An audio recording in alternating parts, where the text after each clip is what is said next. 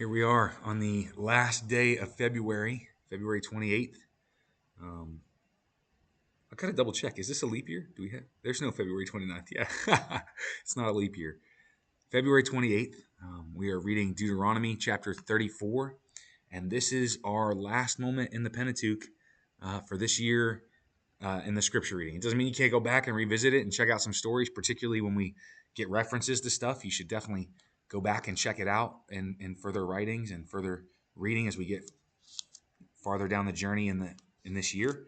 But for now, we are going to read Deuteronomy chapter 34, which is the conclusion of the Pentateuch. Here we go.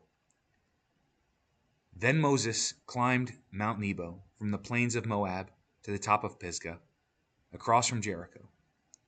There the Lord showed him the whole land, from Gilead to Dan, all of Naphtali, the territory of Ephraim and Manasseh, all the land of Judah, as far as the Mediterranean Sea, the Negev and the whole region from the valley of Jericho and the city of palms, as far as Zoar. Then the Lord said to him, "This is the land I promised on oath to Abraham, Isaac, and Jacob, when I said, I will give it to your descendants. I have let you see it with your own eyes, but you will not cross over into it." And Moses, the servant of the Lord, died there in Moab, as the Lord had said. He buried him in Moab, in the valley opposite of Beth Peor. But to this day, no one knows where his grave is. Moses was 120 years old when he died, yet his eyes were not weak, nor was his strength gone. The Israelites grieved for Moses in the plains of Moab 30 days, until the time of weeping and mourning was over. Now Joshua son of Nun was filled with the spirit of wisdom, because Moses had laid his hands on him. So the Israelites listened to him and did what the Lord had commanded Moses. Since then, no prophet has risen in Israel like Moses, whom the Lord knew face to face, who did all those signs and wonders the Lord sent him to do in Egypt, to Pharaoh and to all of his officials, and to his whole land. For no one has ever shown the mighty power, performed the awesome deeds that Moses did in the sight of Israel. Okay, and that brings us to a conclusion of the Pentateuch. What a journey Moses has, from his mother hiding him in a basket and sending him down the Nile, to being raised by Egyptian royalty, to rising to power in Egypt, to fleeing because he murdered someone, to seeing God face to face, to encountering God's holiness on the mountain, to hearing God and writing down the law, to becoming a leader of the Israelite people, to raising his staff and seeing plagues come down on Egypt by the might of God's hand, by seeing the Israelites delivered, by seeing a Red Sea parted. Like, Moses' journey is incredible with the Israelites. God called him and anointed him for a season.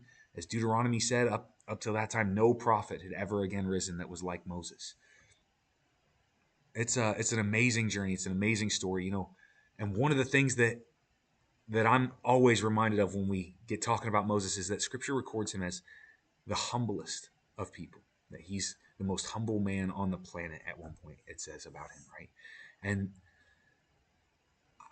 I'm blown away by that incredible kind of leadership, that incredible story and journey, the redemption arc that he experiences, the redemption arc that he sees Israel experience, the prophetic warnings at the end of his life. And yet, with all of that thunder that he would preach with all of that power, with all the passion, as he stands there and proclaims a song like we heard yesterday, singing over the people of Israel, as he gives the warnings of the curses of disobedience and then the promises of the blessing, he does all of that with passion and leadership and charisma, in spite of some of his own shortcomings and with the shame of murder in his own past and moments where he did things that he shouldn't have, and carrying the weight of the fact that he had struck the rock when he wasn't supposed to, and God wasn't going to let him actually enter into the promised land after all of this journey because of his errors and because of the ways he disappointed the Lord, right?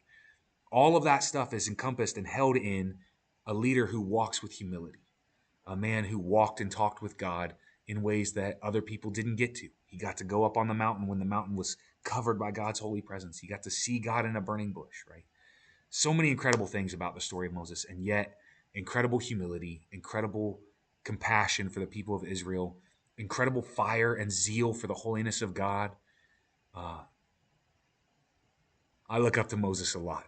I think there's ways in which all of us can see ourselves in Moses. We can see areas of weakness, areas of strength, ways that we want to honor the Lord, ways that perhaps we've struggled to honor the Lord. But I think, part of the beauty of Scripture is that it records the stories as they occur. It doesn't gloss over its heroes. It doesn't make them perfect in every single way. It reveals to us their flaws. And that gives me courage and hope to say, if Moses can be considered a friend of God, if Moses can walk in close proximity with God, if Moses can be a charismatic leader and yet maintain humility and compassion and gentleness, if Moses can speak these prophetic words and in his past is disobedience to God and murder and inappropriate attitudes and disbelief and a lack of faith and shame, right? What can God do in us? What can God do through you? What can God do through Wellspring? It's not about us. It's not about what we have to offer God. It's about us saying, let us decrease that you might increase, Lord. It's about us saying, we are weak. We are made from dust. Your word tells us we're made from dust. But God, you breathed life into that dust and gave us your spirit. And in our weakness, you can demonstrate your strength. And so my prayer today for us today, church, is that God's strength would be demonstrated in our weakness, just like it was in Moses' life. Where Moses was weak, God revealed himself strong.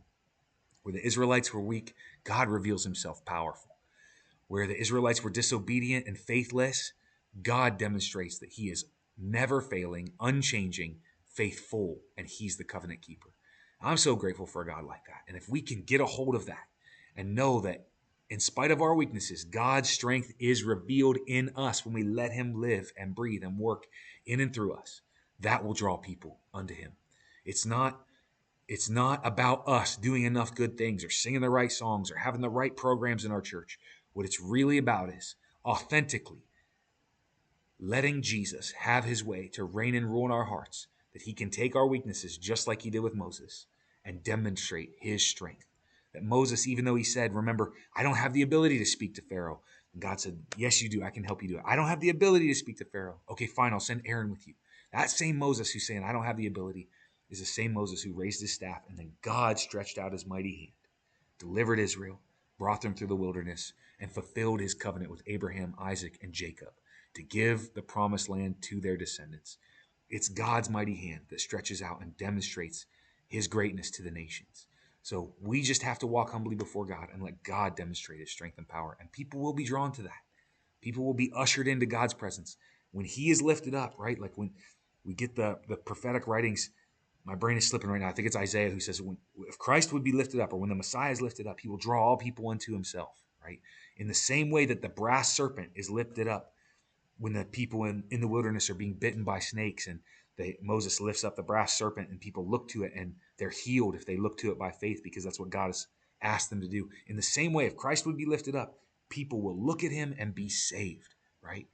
And we lift him up by letting his strength be demonstrated in our weakness. God bless you, Wellspring. Have a great last day of February, and hope you're ready to jump into the book of Joshua starting on March 1st tomorrow. All right.